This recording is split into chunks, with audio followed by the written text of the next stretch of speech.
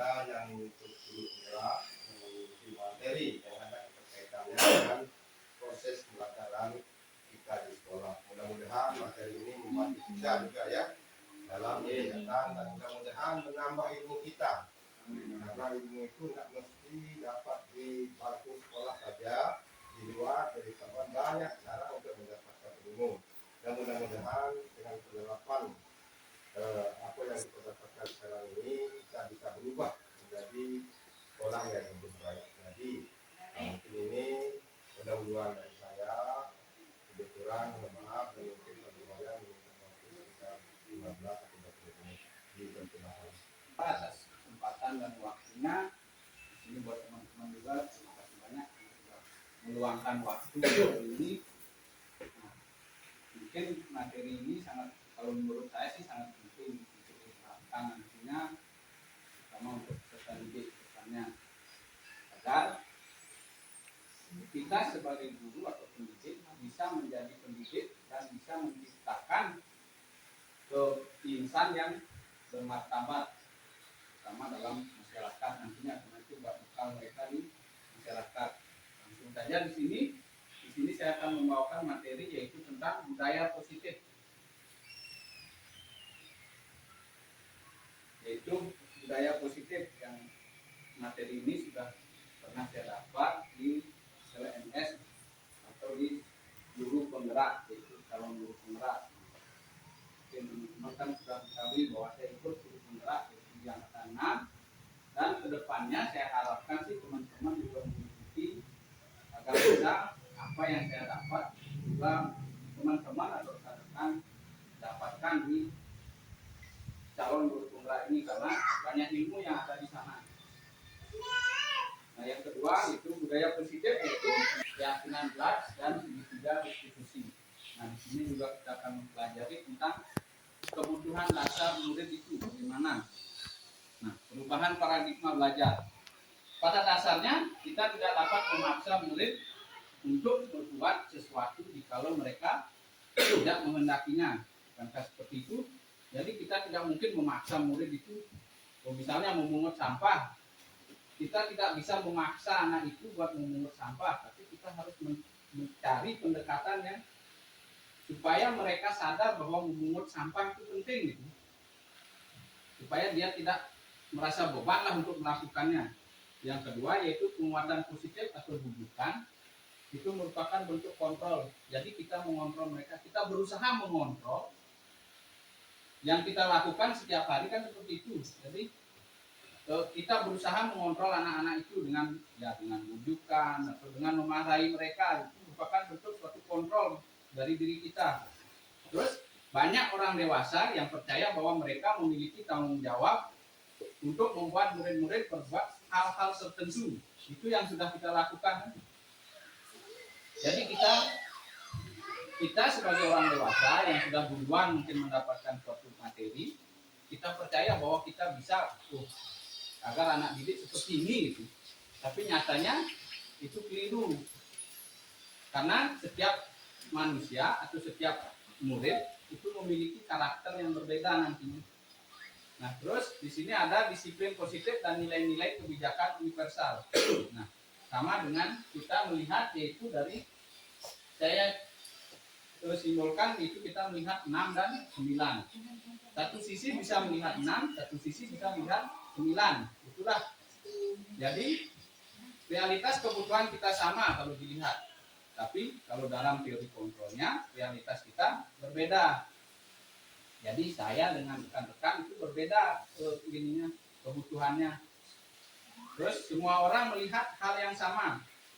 Jadi kalau teori kontrolnya setiap orang memiliki gambaran yang berbeda.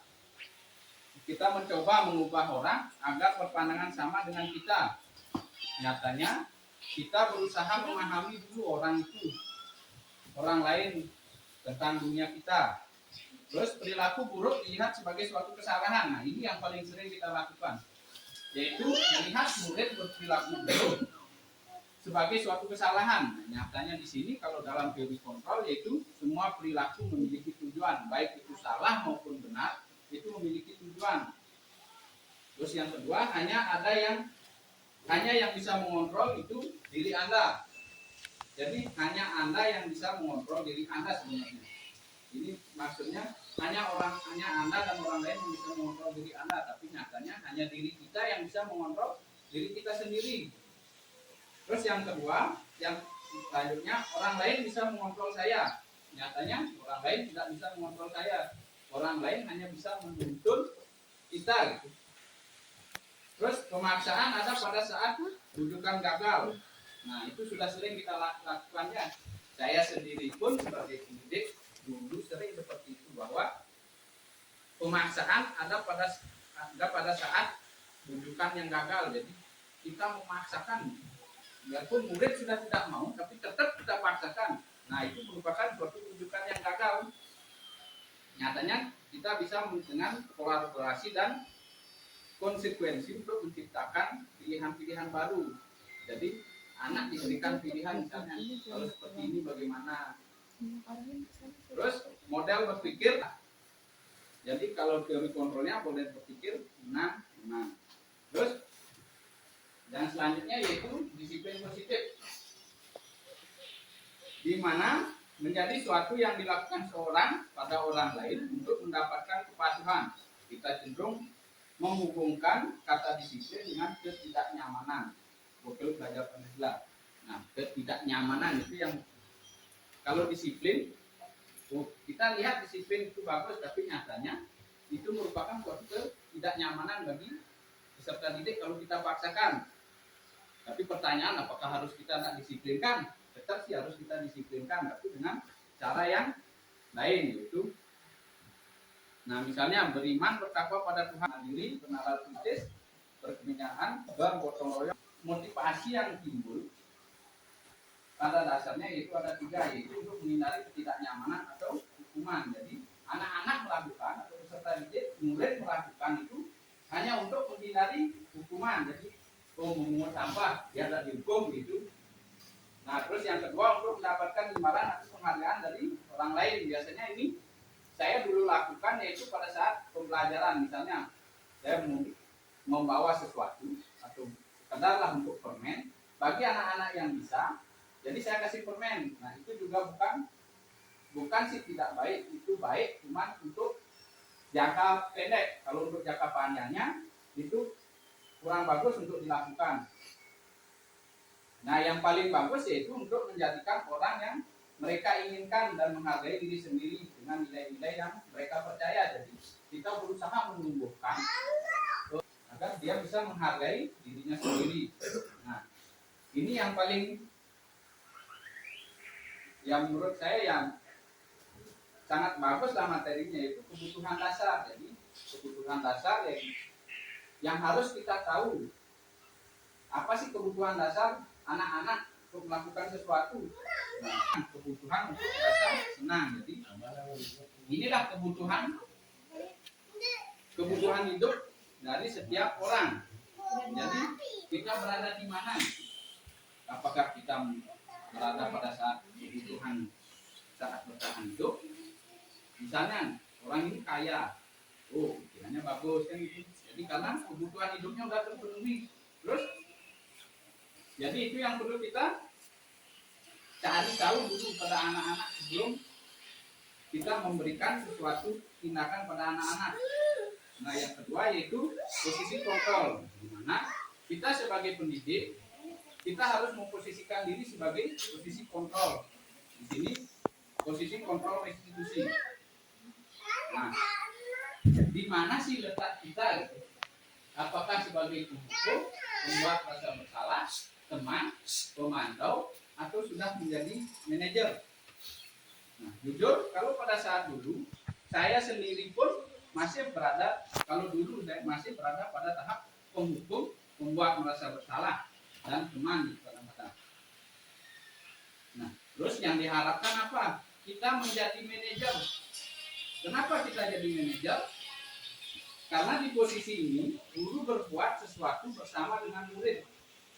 Jadi mempersilahkan murid mempertanggungjawabkan perilakunya, mendukung murid agar dapat menemukan solusi atas kesalahannya. Misalnya contoh, anak-anak berkelahi. Kalau dulu saya pasti kamu salah, kamu gini kan gitu. Ya mungkin teman-teman udah tahu lah bagaimana saya dulunya kan itu. Nah terus mari kita merubah diri buat bisa menjadi manajer. Jadi di sini ilustrasi atau contoh, ya ini juga merupakan tugas. Di sini saya sudah mencoba mengaplikasikannya pada anak-anak. Ya mungkin karena baru jadi belum kelihatan nantinya.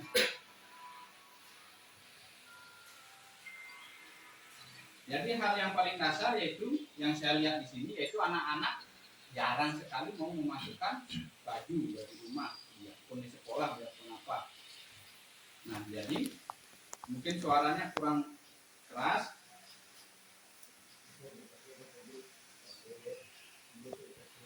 Ya dengar. Mungkin di sini hanya contoh saja. Apa sih yang harus kita lakukan? Jadi dalam segitiga restitusi ini ada 3 tahapan yang harus dilakukan.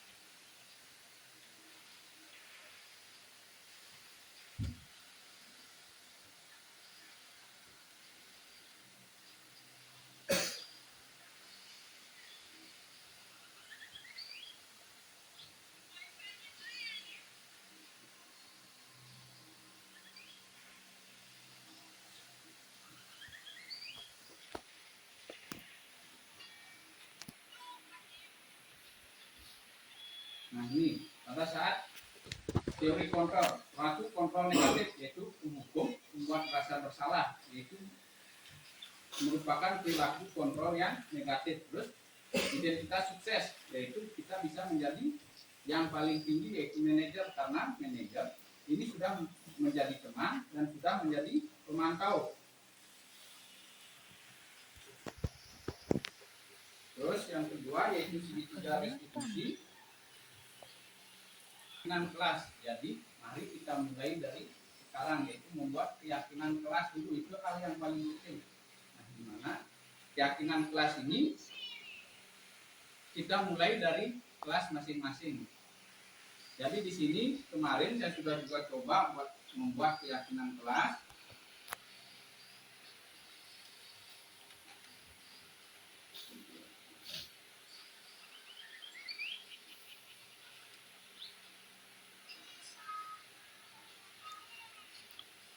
Nah, bisa dimulai dengan membuat keyakinan kelas ini.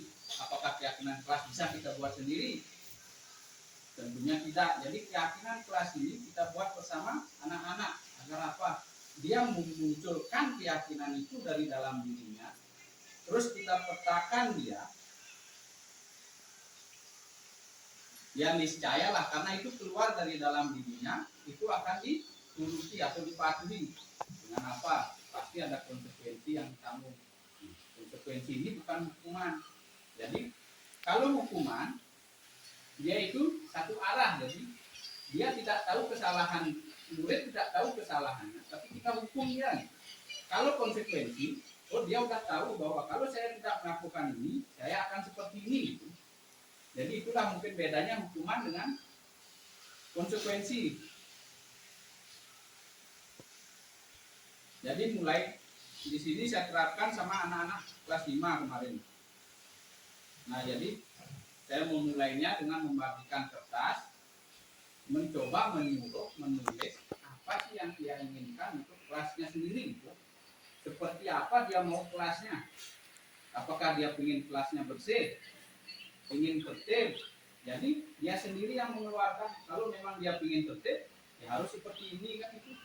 Dia sendiri, jadi kita kasih pertanyaan stimulus, oh ingin bersih itu, dia mengumpulkan ingin bersih. Nah, anak kalau ingin bersih, kita harus bagaimana kan itu? Jadi bukan kita yang menjawab, tapi anak-anak. Oh saya harus nyapu Pak Guru, gitu kan jadinya. oh iya karena itu keluar dari diri kalian, jadi Pak Guru harap kalian bisa mentaatinya seperti itu.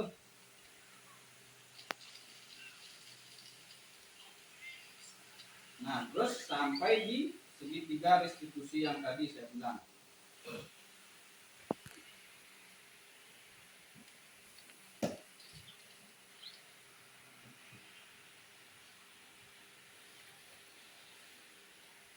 Nah, yang pertama yaitu sisi pertama yaitu kita kalau anak-anak misalnya berbuat salah, misalnya berkelahi atau tidak memasukkan baju, yang pertama harus kita lakukan adalah menstabilkan identitasnya, bukan menyalahkan. Jadi pertanyaan-pertanyaan yang seperti, oh kenapa kamu tidak memasukkan baju, itu bukan seperti itu, tapi pertanyaannya apa yang kamu lakukan benar enggak? Jadi lebih haluslah kita bertanya agar apa? Agar anak-anak tahu kesalahannya, dia menyebutkan kesalahannya seperti apa gitu. Terus yang kedua yaitu validasi tindakan yang salah. Jadi kita tahu bahwa tindakan itu salah, tapi kita tidak boleh menyalahkan. Kita validasi dulu. Oh, coba lihat temennya apa yang dia lakukan. Oh iya Pak Guru, dia tidak memasukkan baju kan seperti itu. Nah kayak yang teori yang ada pada tadi itu yang institusi yang sudah lakukan itu. Nah yang ketiga baru menanyakan keyakinannya. Jadi, oh kamu sudah salah. Berarti dia sendiri, oh Pak, mohon maaf saya sudah salah. Oh iya kalau sudah salah, selanjutnya mau bagaimana? Bukan kita yang menyuruh, oh kamu harus masukkan baju. Enggak. Oh iya Pak Guru, maaf saya sudah salah. Oh kamu sudah salah, maunya bagaimana? Jadi dia yang mengatakan, oh iya Pak Guru saya harus masukkan baju. Oh ya silakan. Jadi kita tidak menghukum anak itu atas kesalahannya. Nah kira-kira sampailah pada penghujung yaitu terima kasih. Mungkin sampai di situ materi yang saya bisa sampaikan.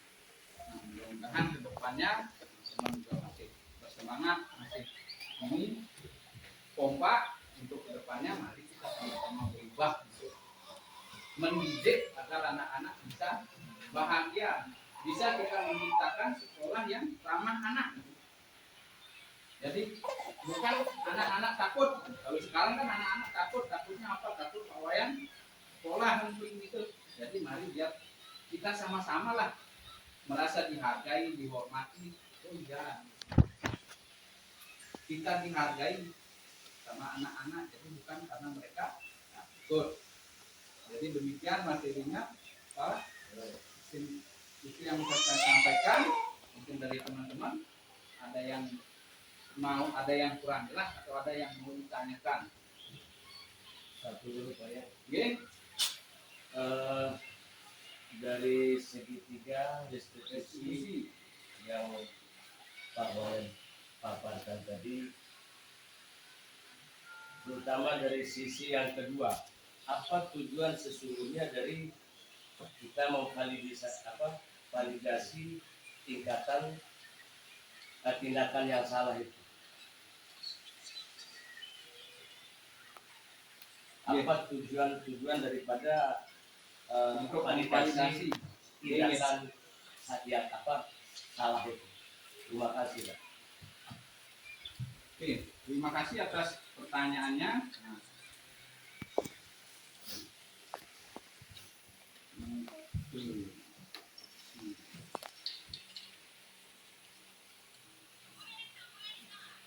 Nah, jadi inilah isi percakapannya yang tadi itu.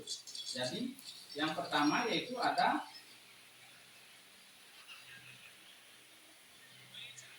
menstabilkan identitas, yaitu menstabilkan identitas dengan pertanyaan, tahu nggak anak-anak kenapa bapak ibu dulu panggil seperti itu? Berarti menstabilkan identitasnya dia.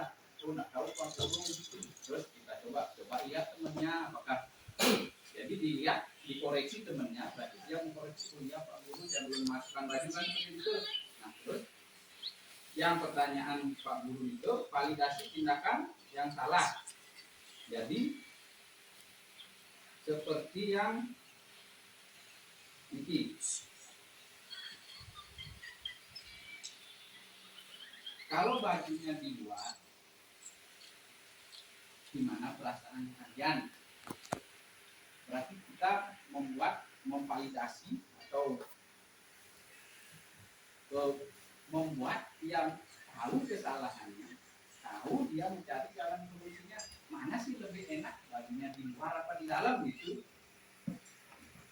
Jadi kan kita tidak menyalahkan, oh kamu bajunya di luar gitu kan.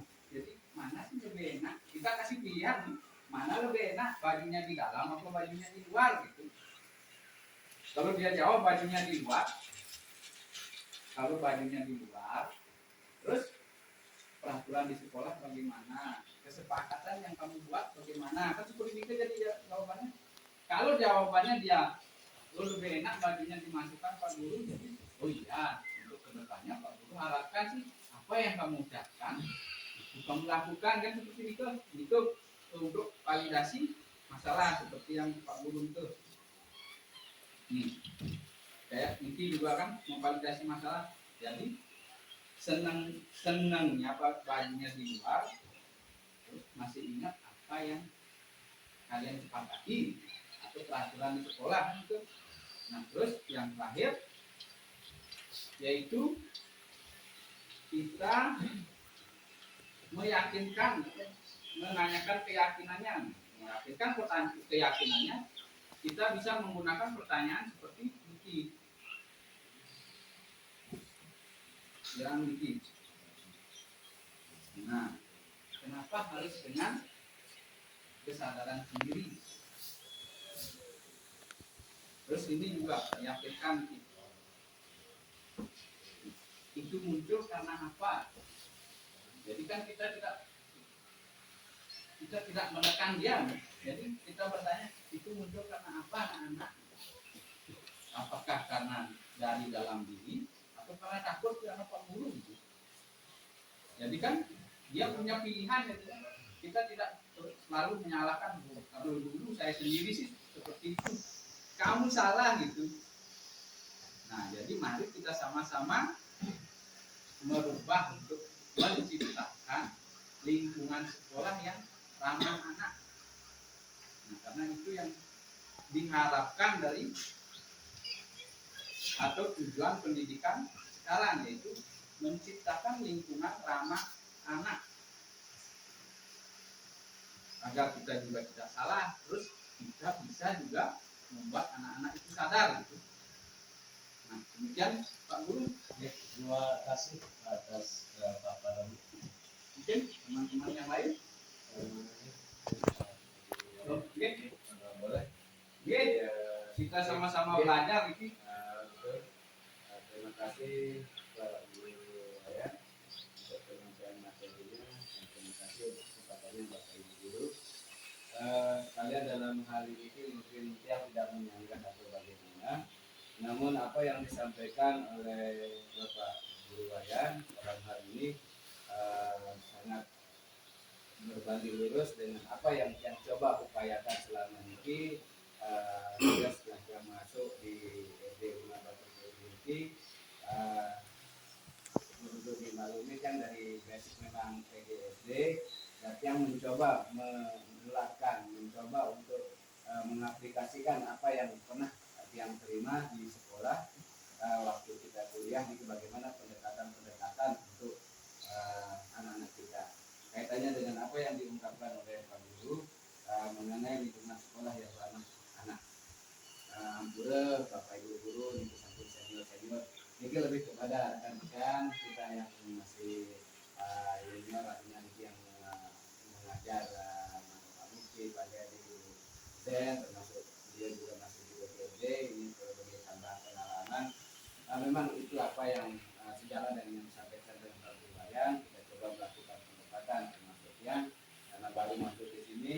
Adapun yang lakukan pertama yaitu kita observasi kelas, observasi anak-anak, kondisi kelas bagaimana, kejiwaan bagaimana, edukasi pendidikannya bagaimana, pemahamannya bagaimana. Kemudian setelah itu kita klasifikasikan dan kita melakukan pendekatan secara pribadi individual, bagaimana untuk menangani anak seperti ini, anak yang contohnya dapat ridho niki kita pendekatan secara lebih intens kepada mereka. Secara keras kayaknya akan mental semua. Kita mulai mencoba melakukan pendekatan secara emosional kepada mereka, apa yang dia mau, apa yang membuat dia nyaman seperti yang disampaikan dulu tadi, sehingga sedikit demi sedikit kita giring ya, supaya dalam hal ini supaya dia merasa tertarik kepada apa yang kita sampaikan, apa yang kita akan ajarkan ke mereka. Ini yang sangat penting. Dimanapun, mohon maaf, dimanapun bagusnya materi kita susun, bagaimanapun bagusnya kurikulum kita itu akan sampaikan, tapi kalau mereka sudah tidak tertarik, percuma mereka akan mental semua karena tidak peduli. Nah sekarang kalau mereka sudah peduli, sudah merasa butuh dengan kita, mereka dengan sendirinya akan manut begitu. Nah demikian, kemudian memberikan tempat menggunakan metode-metode pembelajaran yang menarik buat mereka, yang kreatif. Contohnya di pagi hari dikit yang di luar, supaya mereka tidak bosan selalu di dalam kelas, merasa enak di dalam kelas. Kita coba di luar, di bangka putih atau di bawah pohon dan sebagainya. Jadi termasuk kita menggunakan media elektronik juga, pakai proyektor, supaya mereka merasa tertarik. Kadang-kadang ketika di tengah perjalanan pembelajaran kita buka YouTube, kita lihatkan pembelajaran secara interaktif di sana untuk membuat mereka fokus terhadap pelajaran itu. Kemudian setelah ketika ini kita memberikan apresiasi, ketika kita memberikan tugas kepada anak, jangan lupa untuk kita koreksi. Nah ini sebagai intersepsi mereka. Ketika kita memberikan tugas dan selalu kita tidak berikan nilai ke mereka, mereka akan merasa terperiksa. Nah ini artinya ketika memberikan walaupun dia agak salah dan sebagainya, harusnya dapat 2, kita kasih 50 nanti, supaya mereka juga merasa dihargai, penghargaan terhadap anak. Nah mungkin itu yang bisa yang tambahkan Pak Guru sebagai ini tambah pengalaman untuk rekan-rekan, kalau Pak Ibu Guru yang nanti insya Allah sudah tidak diragukan lagi, supaya mudah-mudahan anak kita ini bisa nantinya lebih baik ke depannya. Terima kasih. Assalamualaikum warahmatullahi wabarakatuh. Terima kasih Pak Guru atas tambahannya. Jadi mari kita berubah. Ya nggak mungkin sih kita berubahnya besok langsung gitu ya. Pelan-pelan ada proses. Nah demikian. Terima kasih atas kesempatan dan waktunya. Di lain waktu sama juga nanti saya juga akan memberikan materi yang lain. Terima kasih banyak atas kesempatan dan waktu. Selamat siang. Ya, kembali ke saya dulu. Demikian paparan kita tentang sistem positif dan berbagai teori yang telah dipaparkan tadi. Memang kedengarannya sangat sederhana. Mudah-mudahan ini bisa berubah, baik berubah diri kita maupun siswa-siswa kita, walaupun itu yang lebih baik lagi. Dan ini kita hadapi dengan penuh kesabaran. Jadi mudah-mudahan dengan paparan tadi dan bisa walaupun agak cepat itu, mudah-mudahan ada manfaatnya. Amin. Ya Rabbal Alamin.